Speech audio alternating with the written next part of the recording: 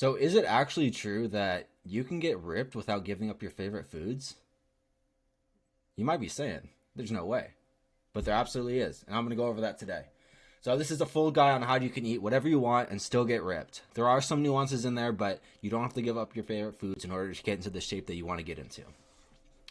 All right. So, first, you got to understand why your current meal plan isn't working. One is that you're probably not tracking everything. Well, actually, I should have added a bullet point on this. This kind of stems back to everything. You're not burning more calories than you're consuming, but I talked about that a lot in yesterday's video, so I'm just going to assume you guys already understand that. So if you're not tracking your calories or your macros, how are you supposed to know you're eating in the right direction? Like eating in accordance with your goals, I mean. And even if you are tracking and you're still not seeing progress, then either you're calculated your calories wrong and how many you're supposed to be eating per day, or you're just not tracking your calories properly. You're not tracking your sauces, cooking oils, or drinks. Just the little things that kind of add up on every single meal if you have them. So that's a big one.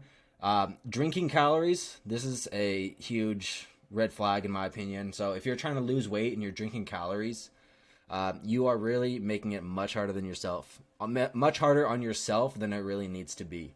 Because, well, I'm going to go over all of this in a second, but drinking your calories is not good because liquid calories do not fill you up like at all, and you can get down like a ridiculous amount of calories super fast, and like you just blink your eye and you're fucking 500 calories down. No structure or strategy. I'm gonna kind of go over all of that as well. Not calorie banking. That's a big one. That's actually one I started using pretty recently, and it's definitely helped a lot every time I'm trying to like lose weight and get cut. We're trying to cut. So not knowing enough about serving sizes, like you'll read the back of a label, but the serving sizes might be pretty low, like 100 to 150 calories per serving.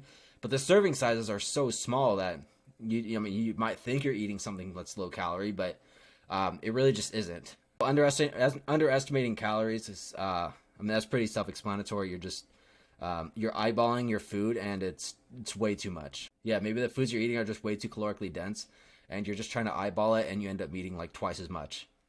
I see it all the time. Inconsistency. This is probably a no-brainer. Like anyone who's like trying to get in shape, if they're inconsistent, they pretty much can boil everything back down to being inconsistent. That's a big one. I mean, that's really just fitness in general. If you want to get jacked, you got to be consistent. If you want to get shredded, you got to be consistent. Over restriction, which can lead to binging. So this is one I see a lot as well. People will they'll get super motivated to start losing fat, get into shape, and they just do a complete crash diet. Like maybe say before they're eating like 3,500 calories a day, and they decide they want to lose weight, and then they basically starve themselves eating like 1,200.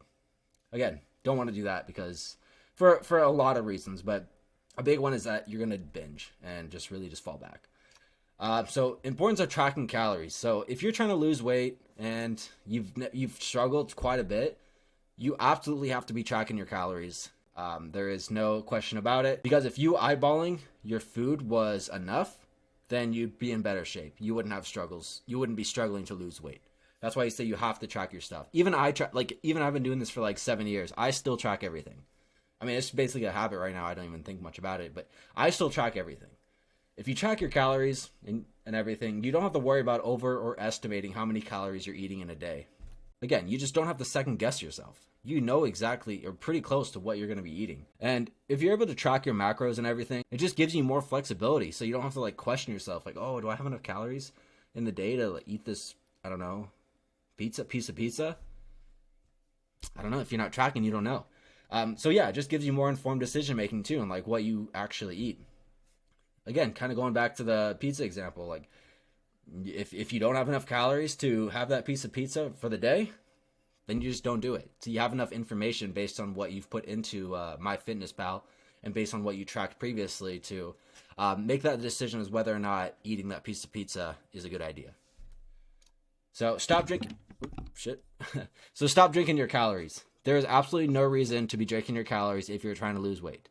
Not even protein shakes. I know some of you guys might be saying, what? No protein shakes. I don't even drink protein shakes. I don't even drink protein shakes, and I'm trying to get big. Like, I'm trying to get calories in. Because liquid calories will not fill you up and you can slam like 500 plus calories in less than 5 minutes if you aren't mindful. And that's the exact kind of frame of mind I have with protein shakes, because they don't fill you up like at all. Like, I mean, yeah, a scoop of protein powder is probably like 120, 140 calories, maybe like 160 calories. But I mean, it's good protein. Like, don't get me wrong, but you just finish it so fast. You're like, wait, I'm still hungry. So that's why I don't recommend protein shakes at all. I mean, yeah, they're convenient, but again, if you're trying to lose fat, not ideal. So water is the only beverage you actually need. Like, you guys might debate me on this, but water is the only beverage you really need. That is all I drink. Actually, I drink a little bit of tea here and there for digestion and purposes like that. But tea is 0 calories, so that's fine. Coffee as well. I should have added coffee. Black coffee, of course. I mean, you could probably do like a 0 sugar sweetener or something. I don't know.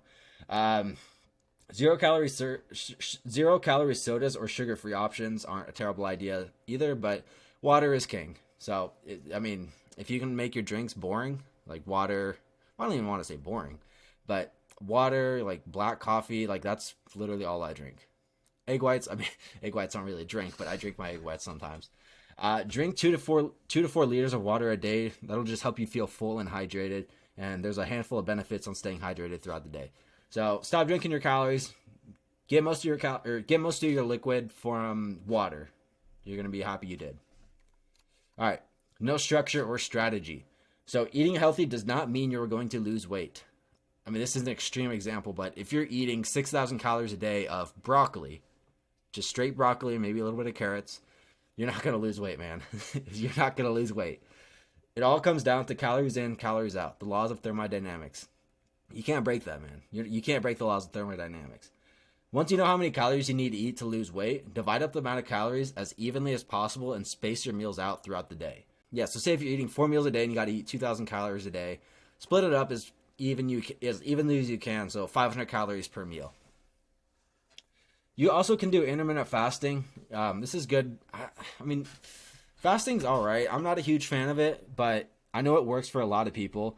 You just have to be really mindful, because if you don't eat for like a large portion of the day, you're definitely going to binge after, because you're going to be starving yourself. I mean, the chances of you binging is very high, but you do have a decent amount of leeway when you, I guess, have that big meal or two at the end of the day. But again, as long as you're tracking everything, you don't have to second guess. You can intermittent fast, do whatever you need to do. Just make sure you're in a calorie deficit every single day, and that's how you essentially lose fat. There's no question about it. Plan out your meals a day or two before. So, like, say for example, you're going to work. You're probably working full time. I would say bring some meals, man. I'd say bring a meal or two, because when lunchtime hits, you gotta, a lot of times what will happen, you're like, oh, I don't know what to eat. Then you'll just look, you'll find like a fast food place that's nearby or something. And then you'll just go there. And I mean, I see it all the time. Back when I was working like a normal job, I would see that all the time, where people would be like, they wouldn't bring any food. They're like, oh, what do I eat? And convenience is going to win in that case. And that's when people start going to like fast food or just not eating healthy food. And as we all know, food, like fast food, or like when you get food at like a restaurant or something, it's not low calorie for the most part. It's pretty calorie dense. Focus on protein as well, because it will keep you full and it takes longer to digest. And also protein, yeah, so it's hard to like really binge eat on protein. Like, you don't hear a lot of people binging on fucking chicken. It's usually like really bad food. So yeah, focus on protein. Make sure you get a sufficient amount of protein per meal as well. And just kind of go off that structure / strategy every single day. Plan your meals, focus on protein ahead of time, and it'll make things a lot easier for you. All right, calorie banking.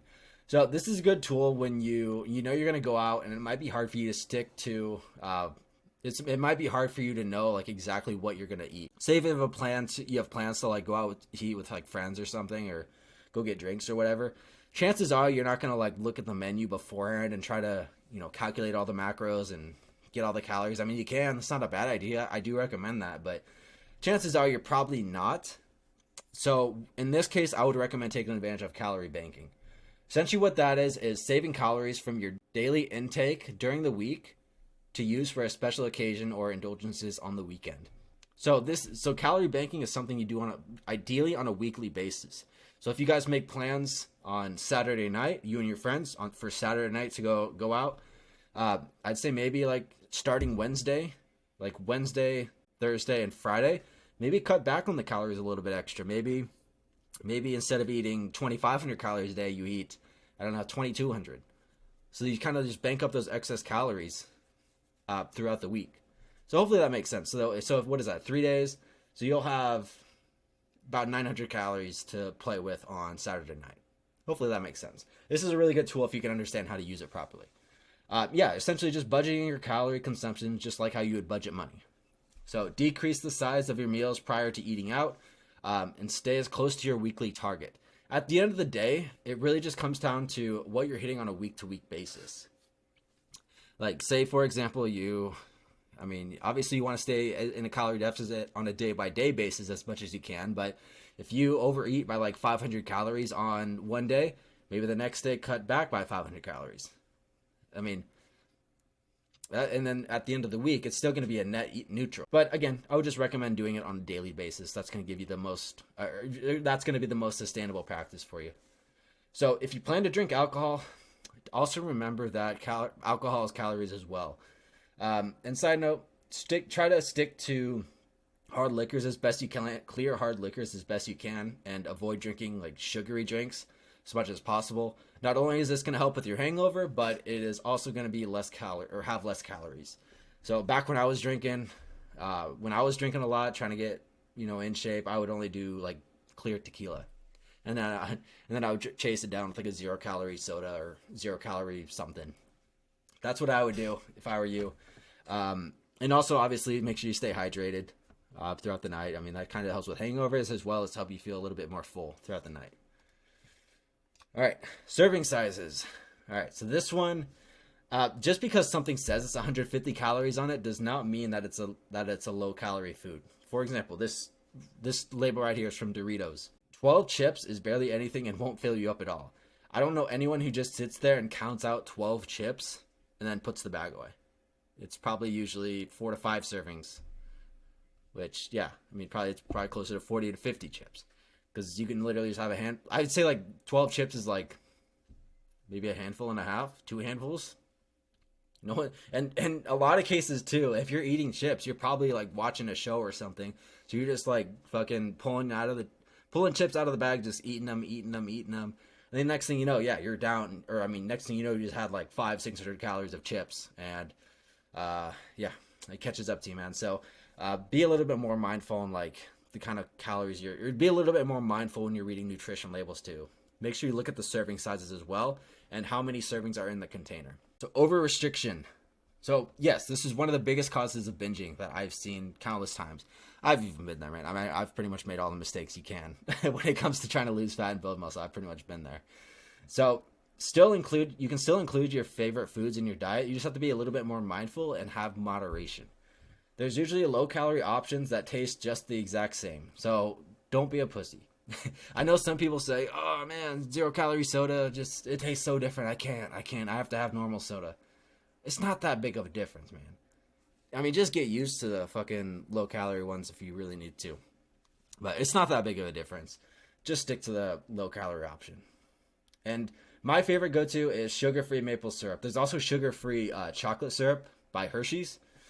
That smacks too. Put some, I have oats with peanut butter and then the sugar-free chocolate syrup.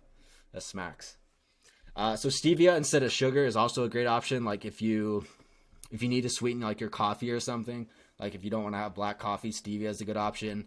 Also, I think there's like 0 sugar, 0 fat creamers as well. Back before I was doing black coffee, that's what I would have. Lean ground beef instead of normal. If maybe instead of chicken thighs, you get chicken breast and try to cut off the fat before you eat it. Those things it doesn't make much of a difference to how you actually that doesn't make much difference to the taste, but the calories are going to be much less if you do these practices on a day-to-day basis, because these are the type of calories that add up too. That's I'm kind of going off on a tangent, but so if you're accurately tracking everything, then you should understand how to fit your favorite foods into your meal plan without over restricting yourself. It's not as difficult as you think. Again, if you apply every single practice that I've taught you in this video, you do not have to give up your favorite foods in order to get into shape. Because at the end of the day, sustainability is the key, because discipline can only last for so long for most people. You know, and I'm nothing special either when it comes to this. If I wasn't able to find a way to make, like, implement fitness into my lifestyle, if I was like miserable, there's no way I'd be able to do it for 7 years. You think these people who are training have been like in really good shape for like the past 20 years do it because they're just disciplined? No, probably not. It's probably because they enjoy it to some extent. And this just stems back to consistency as well. Sustainability and consistency. If you can get those things dialed in, and work towards your goals at the same time, man, you will never have to worry about losing a 6-pack ever again. So that is it for this video, guys. Hope you guys found it valuable.